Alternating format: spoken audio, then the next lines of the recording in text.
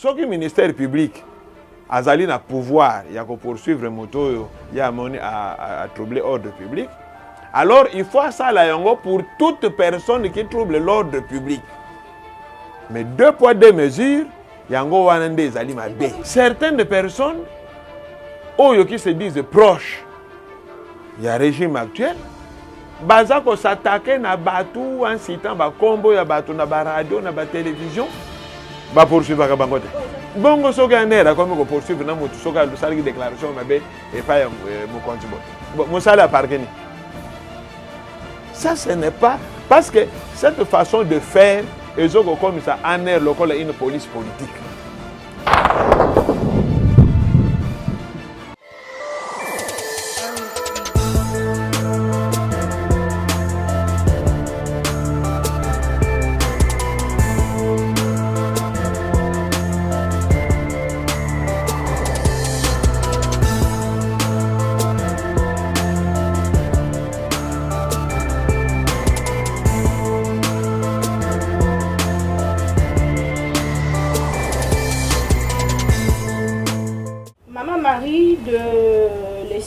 Vient d'être libéré, c'est avant-midi. Babimisi a Nanda-Kunae, selon l'information toujours sur place, Barabik à subir à torture mon côté, Azali en bonne santé.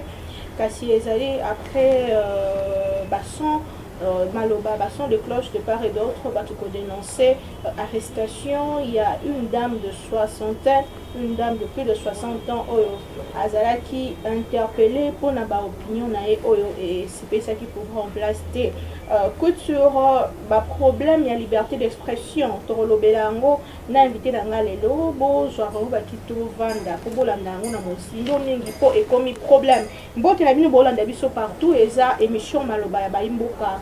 Ngai wabino nazali wana pona ko yebisa bino ni ezo le kanakati ya mboka ko informer ko former mais sous ko éduquer pe ko divertir pour ko yeba nini penza essayer ça na peut-être que ça na barrière musuto sala ka sans côté ba que les erreurs ba le bi que nini censé ignorer la loi to yambeli bino le long maître Kionga Silver boyebi certainement azali avocat na baro ya Kinshasa Matete na ye to sola. Sur la question, il y a liberté d'expression. Quoi sur la liberté d'expression en République démocratique du Congo récemment, rapport Moko Bimaki, il y a une organisation de droits de l'homme dans la vie que tout ça la recule parce que à tout moment, il y a une interpellation. La question sur explication d'infraction, commis à tout moment, biso journaliste, défenseur des droits de l'homme, politicien, il y a opposition, problème d'infraction, outrage au chef de l'État. Problème infraction, offense au chef de l'État. Infraction sous propagation de faux bruit.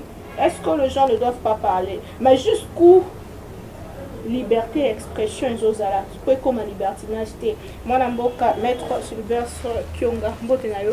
Bonjour maman Naomi et bonjour naba téléspectateurs na biso nyonso à travers le monde. To se fait une wa biso na bureau na yo ezala ki wa mutu ya mingi maître likambo ya liberté d'expression et comme un problème les gens bazolo ba que liberté d'expression et Jessica amusu baloba que liberté d'expression ezozala en danger maintenant là qui ONG des droits de l'homme notamment à page pe bongo na bongo batali ici que toza na problème toza ça nettement recul na etali bongo droits de l'homme na ba interpellation de part et d'autre mais son but faut que ne mosikate liberté d'expression ezani ni peu importance dans ezani na mboka.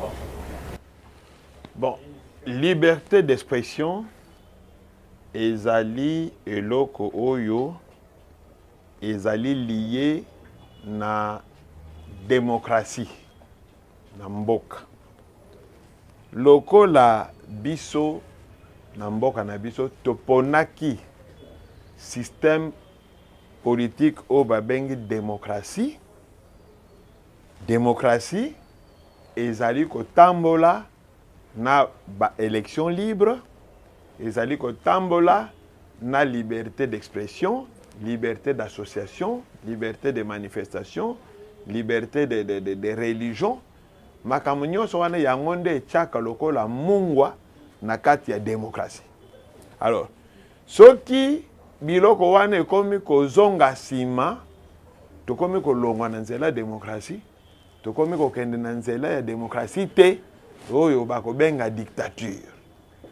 Donc mboka nyonso oyo esika démocratie ezali faut basala makasi surtout ndenge tozokolobela makambo liberté d'expression bato bazala libre ya koloba makanisi na bango.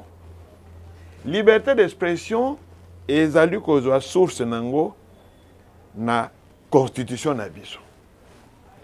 Soki totali article 22, article 23 ya constitution ya mboka na biso balobi ke mutu nyonso congolais nyonso azali na liberté de penser.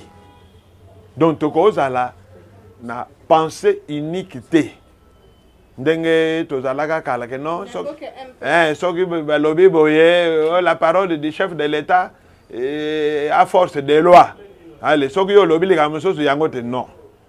Liberté de penser ezali protégée na constitution, liberté à conscience, liberté à religion, yango awa religion d'État ekozala te.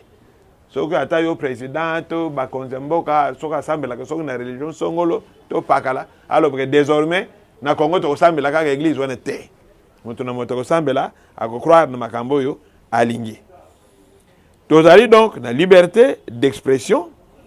Bon, liberté d'expression ezoko senga ke moto a exprimer librement ba opinion na ye, ba conviction na ye, na ndenge nini, na maloba, na ba écrit, na ba image. Oyo ezali kolakisa oya ye makambo ndenge ya zako kanisa.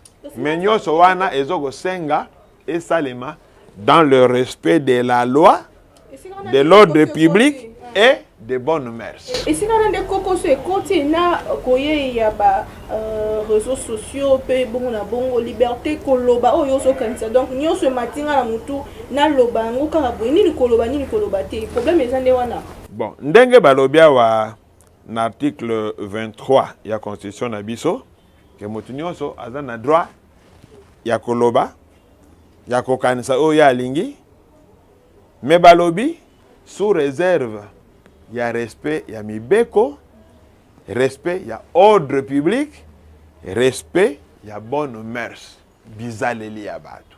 Faut que tout ça yango. Donc liberté d'expression ego kopesa yo droite oloba n'importe quoi. Faut ma oloba makambo o ezana nzela okeba kozokisa bato mosusu na maloba na yo pote liberté na yo esuki esika oyo yanga liberté ebandi. Parce que ngape naza libre naza na posa te ke yo nalanda makambo na yo. Donc yo zo sala makambo na yo na liberté na yo mais ko gêner pe oyo yanga liberté te. Na kaona so mutu a se sentir lésé mutu ana ndenga ko kende ko funda na mibeko parce que to moni ceux qui photos à la claire to moni bokangami ya maman Marie to moni ba vidéo nende tambola ki aloba ki mabe sur ba kondi ya mboka notamment président de l'Assemblée nationale pe première dame ya mboka na biso na kawana ministère public et se saisir na affaire to mokolo likamunda kende ko funda. Bon awa na ndenge nga na landi dossier yango eza ministère public ye moko moto se saisir ya dossier wana. Bon, ezali droit ya ministère public. Mais eloko nga nazo kotelemela ezali nini? Ministère public na mboka na biso na komi komona akomi kosala lokola moto azo sala saucisson. C'est-à-dire azo kopona bilongi. Deux poids deux mesures nde eloko mabe yango wana. Soki ministère public azali na pouvoir ya ko poursuivre moto yo ya moni à troubler l'ordre public, alors il faut ça la yango pour toute personne qui trouble l'ordre public. Mais deux poids deux mesures yango wana nde ezali mabe. Deux mesures dans le sens que battre opposition parce que quand on battre majorité va combattre. Mais par exemple oui, parce que puisque tozokolanda politique en mboka, tozokolanda ba réseaux sociaux, tozokolanda ba chaîne de télévision, ba radio. Certaines personnes qui se disent proches du régime actuel, bazako s'attaquer na batu en citant ba combo ya batu na ba radio na ba télévision, ba poursuivre ka bangote. Oh, ça peut infraction. Et ça peut oui. ba poursuivre bango te. Mais soki comme catégorie ya batu mosusu mbango. Tout le monde bande quoi deux PS il y a parlementaire de Boune notamment président Gilles Auti Boloko pour la Likambo. Oui, Auti Boloko, je ne sais même pas ce qu'il a mis. Bon. Abimaki déjà. Oui, mais ça fait combien de temps que culture wana ya kofinga batu ya koloba makambo mabe contre batu ezali korei. Parce que eloko ezoko sala mabe ezanini. Culture oyo ya kokanisa que soki ozali na opposition. Il faut ofinga kaba konjamboka. Il faut lobaka mabe ya bakonjamboka. Culture wana ezali opposition ya lobby actuellement au pouvoir batu bayena culture wana. Parce que na mboka na biso toyebela keke soko zofinga mokonzi nde yo opposant. Toyebi awa sous le régime passé batu mingi ba vota bango awa surtout parmi ba journalistes bandeko na bino ba journalistes ba vota bango tout simplement pour babanda ko finga. Ba konzio bazalaki lobi na pouvoir. Alors, soki ofingi okomi opposant. Alors, habitude wana yango continue ti lelo parce que les gens hier ba monaki ndenge opposition a lobi banda ko sala bazo kanisa ke ko finga yango nde opposition politique. Or en principe opposition politique ezali ko critiquer misala programme à gouvernement, programme wana ezandenge nini. Est-ce que soki projet na bango par exemple ko sala banzela to ba école to ba hôpital to ba pont, est-ce que za malamu to te? Et là on dit balinga ba sala en priorité. Nde biloko il fallait ba débat politique et salemaka. Mais chez nous ba débat politique est comme un individu. Oya tanga te, oya za mwasi bo te, oya bo. Alors, on a des débats politiques. Il y a un bateau qui est dans le bateau qui est dans le bateau, enlèvement. Tout le bien dans l'infraction, dans les réseaux sociaux, l'infraction est commise à la mode. Infraction de l'air, outrage au chef de l'État, offense au chef de l'État, propagation de faux bruits. Ceux qui ont les yeux dans les campagnes, en tout cas, ok. Expliquez-moi ce outrage. Et ça à quel niveau? Tant que tu as le outragé, tout le monde est peine de peau. Kabound, baso bengaye na cour de cassation, lobby déjà aux ala quoi que nous s'expliquer. À Simba qui vous montre chef de l'État, des copier ou loir à couteau à Kimamboka, poye abimisa ki maloba. À quel moment nous avons outragé chef de l'État? Bon, na banza na lobaki likambo ya infraction ya outrage au chef de l'État. Pour nangai infraction wana ezali infraction moko il faut balongolango na code pénal. Il faut balongolango na code pénal par le Parlement. Comment ça? Oui, le chef de l'État, c'est une parce que ezali infraction moko ezali fourre-tout. Ou alors le législateur a précisé ce qu'on entend par outrage au chef de l'État. Parce que soko tangi définition et infraction wana na code pénal au commun donc n'importe quoi oyo ezali ko toucher le chef de l'État peut constituer un outrage. Or mobeko normalement eko za la bongote mobeko faut za la précis soko opposer acte songolo ezali infraction opposer acte pakala ezali infraction. Mais là nakati ya infraction na outrage chef de l'État donc ba imprécision ils a trop bazoloba toute parole tout écrit tout geste toute image vous comprenez. Alors en ce moment là ndeko bambaka chef de l'État libanga wana isa pe outrage mais bako chango kana nakati outrage c'est parce que ça geste. Moi, je pense, de mon point de vue en tant qu'analyste et en tant que juriste, de mon point de vue, il ne faut pas tous aller Namboka avec des infractions individualisées. C'est-à-dire, infraction moko boye sakaka ya mutu moko. Moi, je pense qu'il ne fallait pas tous aller dans infraction d'engwa. Parce que le droit commun, droit pénal, est ça qu'on prévoit. Ce qu'on finit moto, infraction ezawan, injure. Soko beti moto, kuwe blessure ezali wan. Soko koseli moto makam, imputation ezali wana. Bon, maintenant créer une infraction uniquement pour le chef de l'État, pour Nangaï, ils ont raison d'être traités. Ezali survivance de ce qu'on a appelé Nakala en France, parce que le droit n'a pas été français wana. Hein?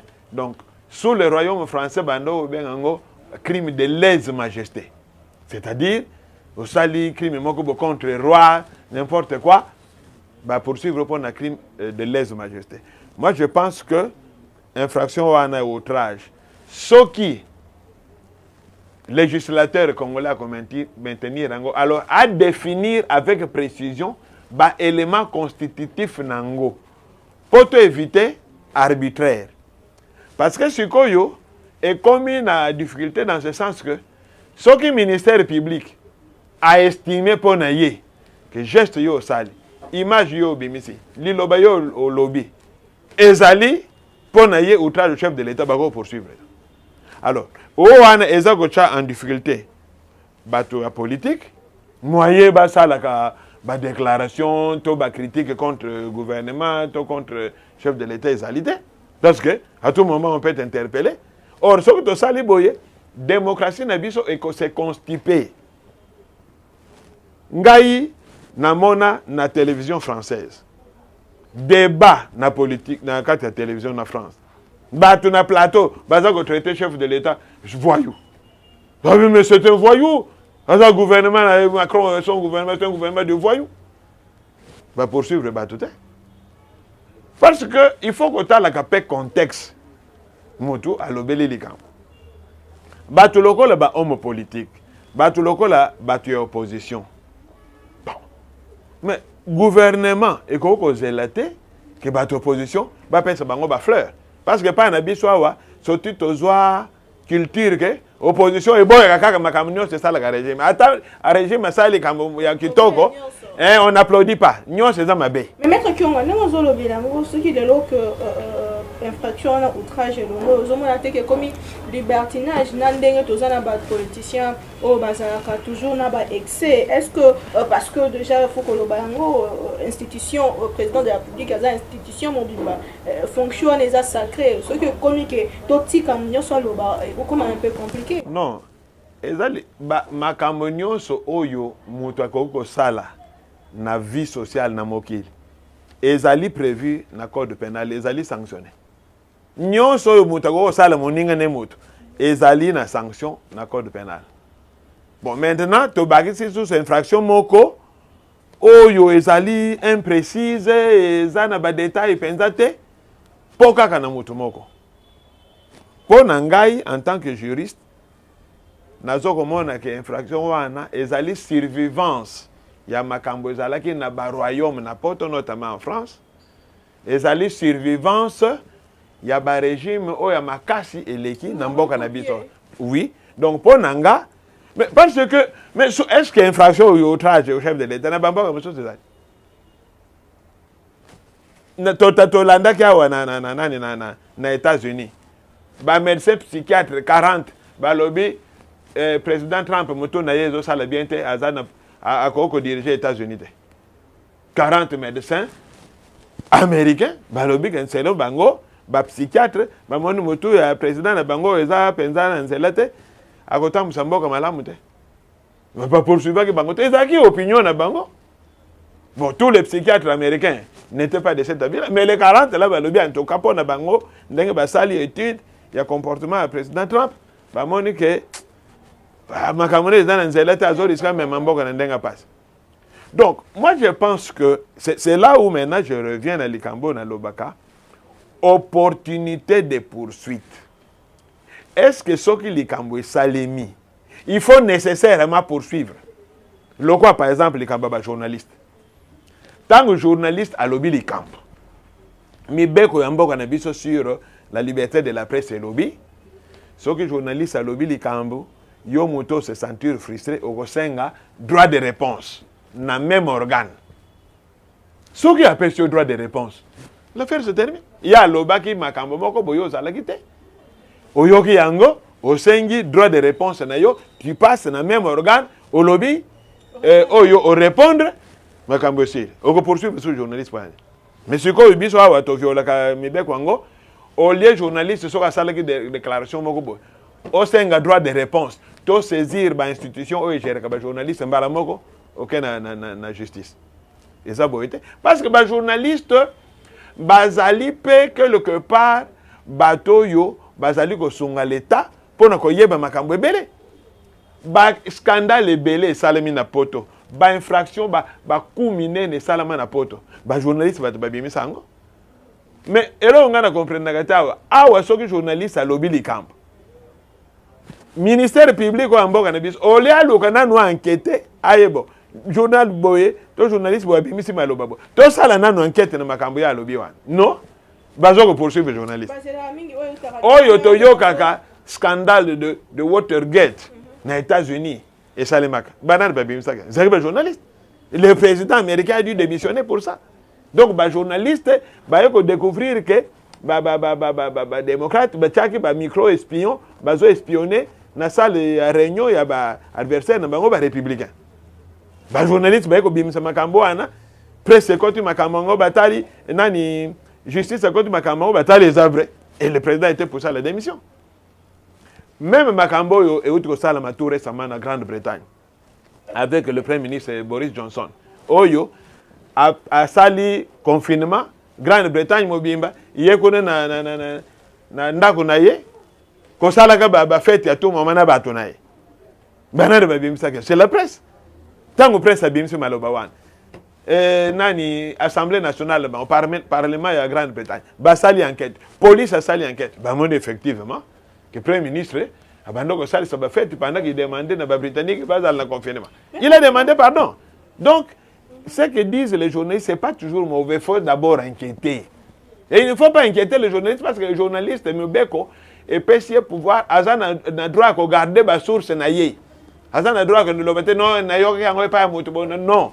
Binon de justice, si vous vous intéressez à ça, boluka lumière. Mais beaucoup forcer les journalistes à faire une source d'information. Source d'ali, droit des journalistes à regarder. Mais dans tout ce qui se passe, toujours chité déjà, parce que télévision Zangonga, dans tout ce qui se passe dans notre pays actuellement, vous sentez des signaux forts réseau l'embissa, liberté d'expression, toute démocratie, même pour nous collaborer, récemment, les gens de Kojimi qui t'engagent, Bakangati, Liboso, et organes de presse, cette télévision, Azo Kende, Kosa émission, Bakzue Wana, Bakena, pour la destination, après 10 jours, pour écouter na parquet. Ce qui est vrai, il y a un recul côté la liberté de la presse. Recul les alliés, recul le Wana, et les alliés dit, je dirais, na zèle excessif, il y a des services. Oh, komi kaka, mutalobili kambobo, balandi, mutalobili kambo, balandi. Mais il y a une chose que je me demande. Est-ce que kokanga batu, bazo ko sala ba déclaration, to ko sala ba interview, musala wana, eza musala ba service secret na biso? Non. Wana eza rôle ya musala ba service secret? Non, eza rôle na yete. Ce n'est pas son rôle. Mais un air va bien service d'intelligence. Ce n'est pas non,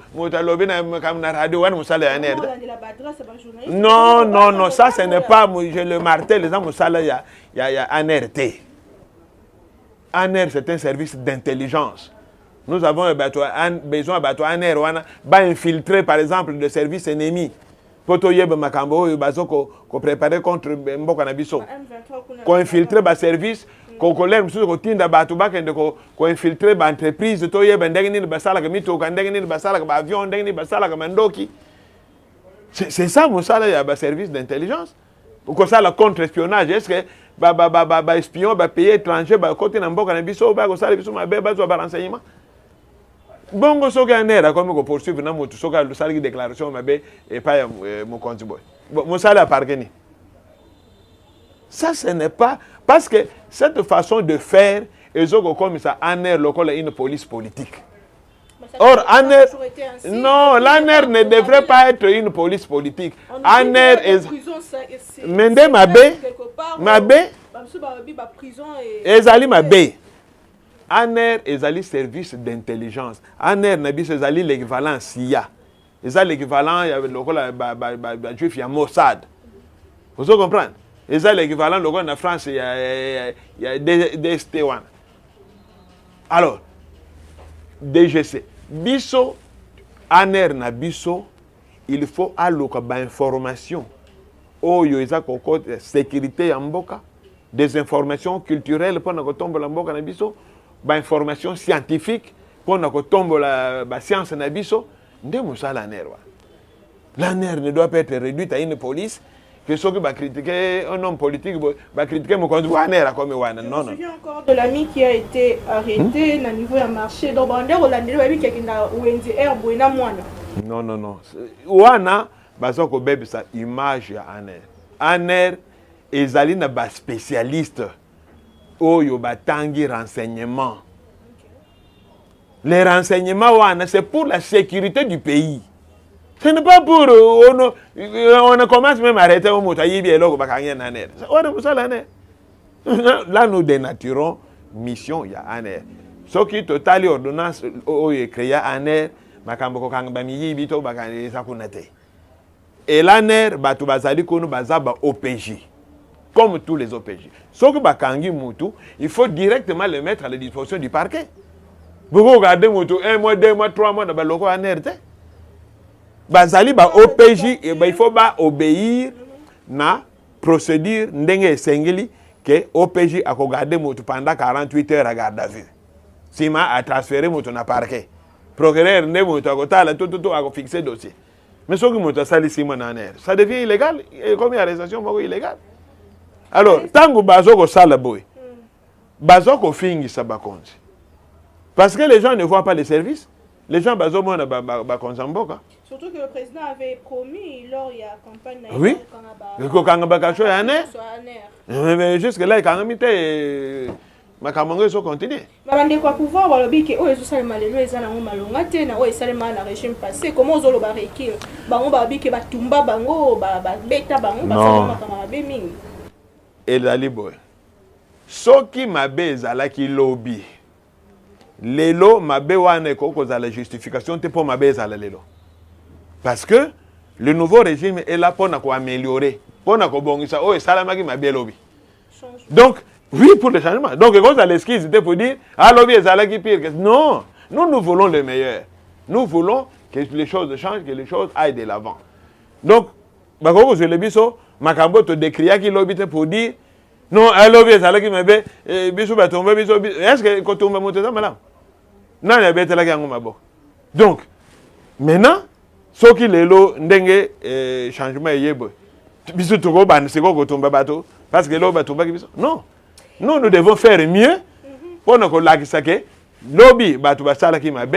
Bien nous sommes là pour changer les choses, pour aller de l'avant. Maître Kyonga Silver, comme vraiment la souka émission, vous comprenez que l'autre politique, le dossier Zébélé, Kabunda, na parquet, Kabunda, appelé à l'Assemblée nationale, tout ce qui se passe dans la sphère politique de notre pays, que Simbiango Pézate, tout ça, qui vraiment a pour le droit, n'a problème, il y a liberté d'expression, mais Maître Kyonga, merci. Je ne sais pas, vous avez l'Ilobasuka pour l'émission.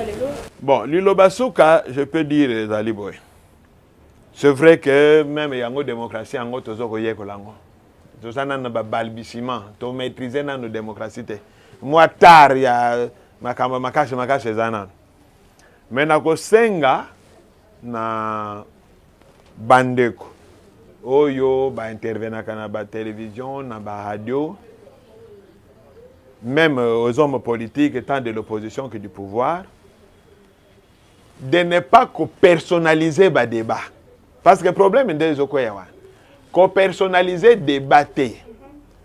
Olingi o critiquer président de la République, premier ministre, président de l'Assemblée nationale, président du Parlement. Critiquer Moussala Naye. Critiquer Maïe Azo Sala, la décision Yazo comme Mokonzi. Kokote Makambo Ndako Nayete. Oh, Atika Kambon Moken Ndako. Ça, ce n'est pas ton problème. Oh, banane yeba tanga gate. Wane etali yote. Vous voyez? Comme parle de jouissance. Yotala.